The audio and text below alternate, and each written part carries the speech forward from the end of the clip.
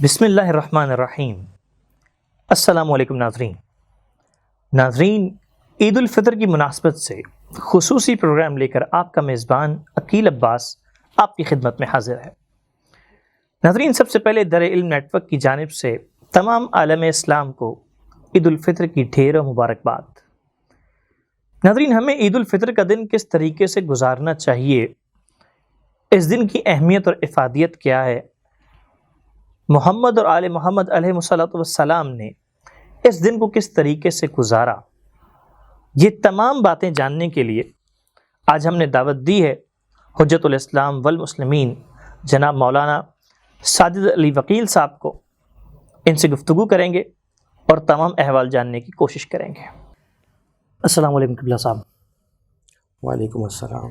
قبلہ، سب سے پہلے تو آپ کو بہت بہت عید مبارک، اور دوسرا یہ کہ آپ نے اپنی مصروفیات میں سے ہمارے لیے وقت مختص کیا اور ہمارے پاس تشریف لے کر آئے۔ پروردگار عالم آپ کی توفیقات میں اضافہ فرمائے۔ قبلہ، بات کا آغاز کرتے ہیں۔ پہلا سوال آپ سے یہ کہ جیسے عید الفطر ایک پرمسرت موقع ہے تمام مسلمانوں کے لیے، پورے عالم اسلام کے لیے، تو قبلہ یہ عید کا فلسفہ کیا ہے؟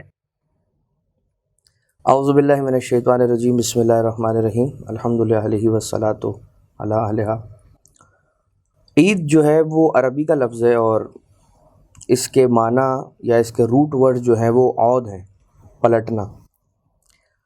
عید پہ پلٹنا کیا معنی ہے اس کے؟ پلٹنا دو طریقے سے، ایک یہ کہ انسان پلٹے اللہ کی طرف، صحیح، اور یہ کہ ایک پروردگار عالم پلٹے بندے کی طرف، یا اس کی توجہات بندے کی طرف ہوں۔ انسان پلٹے پروردگار عالم کی طرف توبہ اور مغفرت اور اپنے جو نیک اعمال ہیں ان کے ذریعے سے، اور پروردگار عالم پلٹے بندے کی طرف اپنے فضل و کرم کی طرف سے۔ ماشاءاللہ۔ جب عید کا دن ہوتا ہے، اذا جاء یوم العید نادى مناد اغدوا الی جوائزکم، یہ روایت ہے چھٹے امام علیہ السلام کی، کہ جس کے اندر مولا ارشاد فرماتے ہیں کہ جب عید کا دن آتا ہے تو ایک منادی ندا دیتا ہے کہ اپنے جوائز کی طرف، یعنی اپنے گفٹس کی طرف آ جاؤ، کہ پروردگار عالم آج تمہیں تمہارے گفٹس دے رہا ہے۔ کس بات پر گفٹس دے رہا ہے؟ اس بات پر خاص طور سے، بالعموم تو ہے ہی ہے، بالخصوص وہ جو 30 دن تم نے روزے رکھے صحیح، ماہ رمضان کے اندر، اس کے اعتبار سے جو تمہارا اجر بنتا تھا وہ اجر ملنے کا دن آج کا دن ہے۔ اور خاص طور سے جو رات گزر گئی شب عید، جی، شب عید کے بارے میں بھی بہت زیادہ فضیلت بیان ہوئی ہے ائمہ اطہار علیہ السلام کے احادیث کے اندر اور اخبار ائمہ طاہرین میں، کہ امام باقر علیہ السلام فرماتے ہیں کہ میرے بابا چوتھے امام ساری رات عید کی تشریف فرما ہوتے تھے، اور پھر فجر ہوتی تھی پھر گھر آتے تھے۔ سبحان اللہ۔ تو عید کا دن جو ہے دراصل جزا اور پروردگار عالم کی بارگاہ سے بندے کو اس کے روزوں کے عوض اجر کے ملنے کا دن ہے، یہ ہے۔ قبلہ، یہ بات تو بالکل طے ہے کہ محمد اور آل محمد جو ہیں وہ ہمارے لیے ایک بہترین نمونہ عمل ہے۔ یہ جو عمل کرتے ہیں وہ بہترین ہوتا ہے۔ تو عید الفطر کا دن یہ محمد اور آل محمد علیہ السلام کے ہاں کس طریقے سے منایا جاتا تھا؟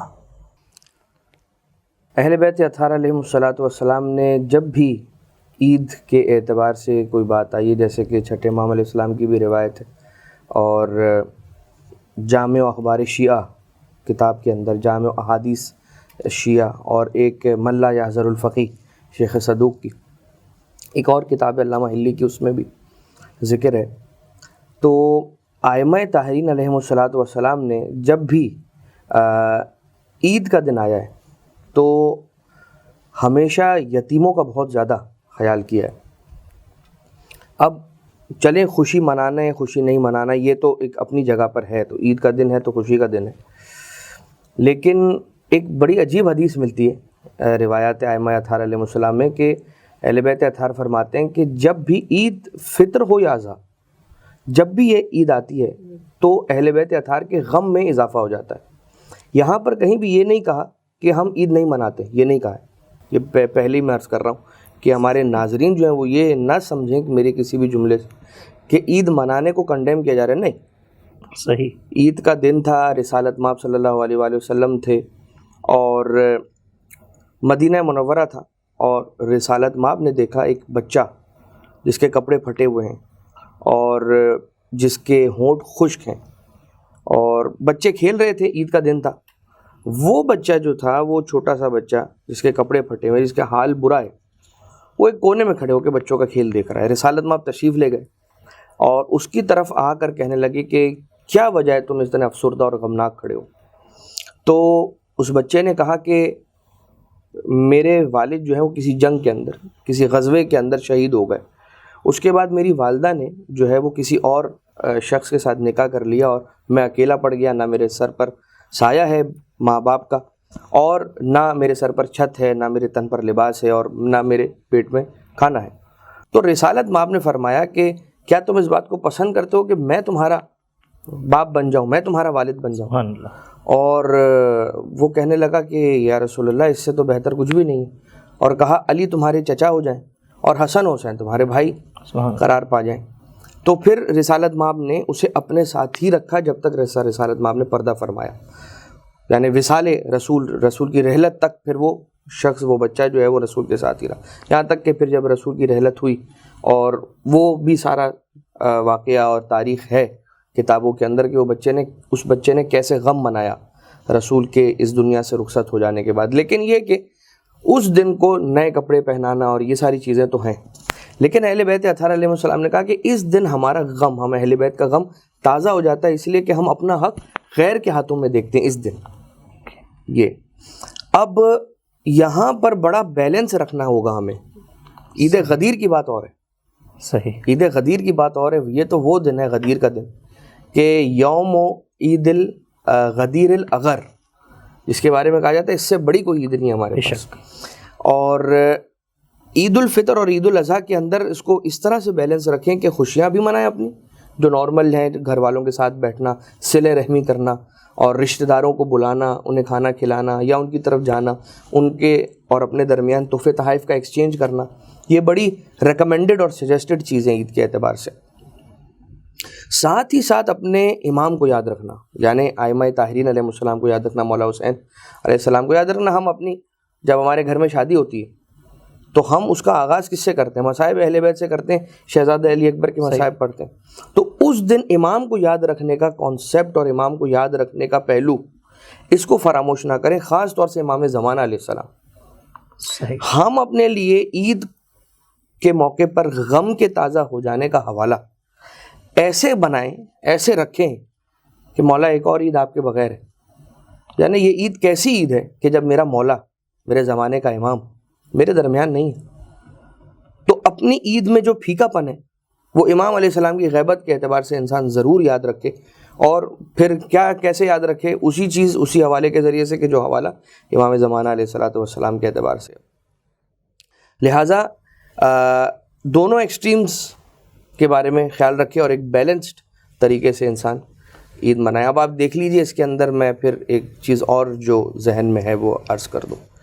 اب جتنی ہماری عیدیں ہیں جیسے فطر، اضحیٰ، جمعہ اور غدیر، جی امام صادق علیہ السلام نے فرمایا ہمارے پاس 4 ہی عیدیں ہیں، صحیح، فطر، اضحیٰ، غدیر اور جمعہ۔ چاروں ہی دنوں کے اندر ہمارے پاس دعائے ندبہ وارد ہے، سبحان اللہ، اور ان چاروں ہی دنوں کے اندر امام حسین علیہ السلام کی زیارت بھی وارد ہے، سبحان اللہ۔ اچھا، امام حسین علیہ السلام کی زیارت تو پورے سال میں آپ جیسے جیسے دیکھتے چل جائیں، پہلے رجب سے شروع ہوں اور شب قدر اور عرفہ اور عاشور اور اربعین، آپ چلتے چلے جائیں، کوئی ایسا بڑا موقع نہیں ہے کہ جس پہ امام حسین علیہ السلام کو یاد نہ کیا گیا ہو۔ لیکن دعائے ندبہ کو بتایا گیا۔ ندبہ کیا ہے؟ رونا۔ ندبہ کیا ہے؟ رونا۔ تو اب کوئی اشکال کرے کہ اس دن یہ کیوں آپ رلا رہے ہیں مثال کے طور پر، تو ہم یہ کہیں گے کہ امام نے ہمیں تعلیم فرمائی ہے کہ این استقرت بک النوا فی ای ارضن، آپ یعنی میری آنکھیں کب تک آپ کے دیدار سے محروم رہیں گی؟ میں وہ کب دور آئے گا کہ کب وقت آئے گا کہ میں آپ کا دور دیکھوں، میں آپ کے ساتھ آپ کے ہم رکاب ہو جاؤں، آپ جیسا کہیں ویسے میں آپ کی نصرت کروں، جیسے آپ کہیں ویسے، اپنی مرضی سے نصرت نہیں، امام کی مرضی سے نصرت۔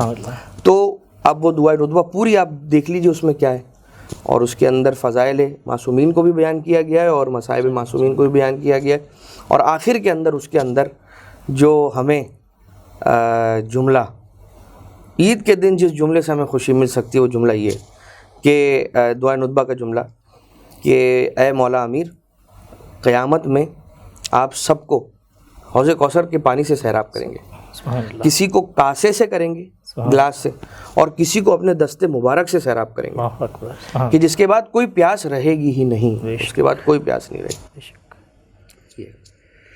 جزاک اللہ قبلہ صاحب۔ قبلہ، حضرت علی علیہ السلام کا عید کے حوالے سے ایک قول بڑا مشہور ہے کہ مومن کے لیے ہر وہ دن عید کا دن ہے جس دن وہ گناہ نہ کرے۔ تو آپ کو لگتا نہیں ہے کہ مولا نے کسی بھی دن کو عید کا دن بنانے کے لیے بڑا مشکل سا معیار دے دیا ہے؟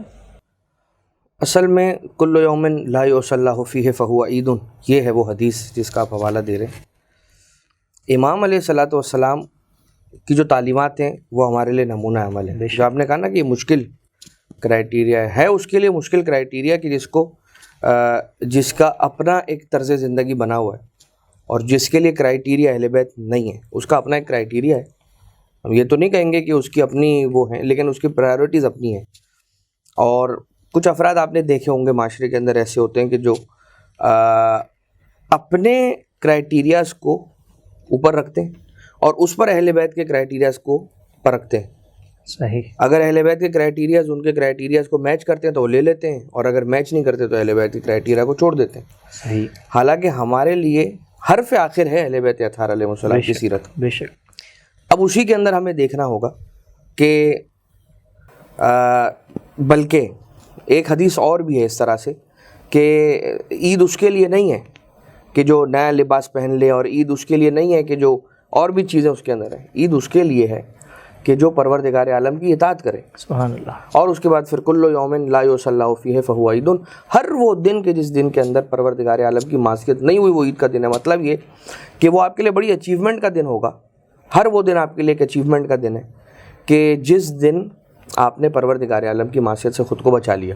سبحان اللہ۔ اب عید کے موقع پہ ہوتا کیا ہے؟ عید کے موقع پہ ہوتا یہ ہے کہ سب سے ملنا ہوتا ہے، رشتہ داروں سے بھی ملنا ہوتا ہے، دوست احباب سے بھی ملنا ہوتا ہے، اور کچھ چیزیں تو جو محرم نامحرم کے اعتبار سے ہوتی ہیں جن کا خیال یقیناً رکھنا ضروری ہے، چونکہ اس میں فساد کا خوف ہے، لہذا شریعت نے ہمیں سکھایا ہے کہ اس سے بچیں، لہذا بچنا بھی چاہیے۔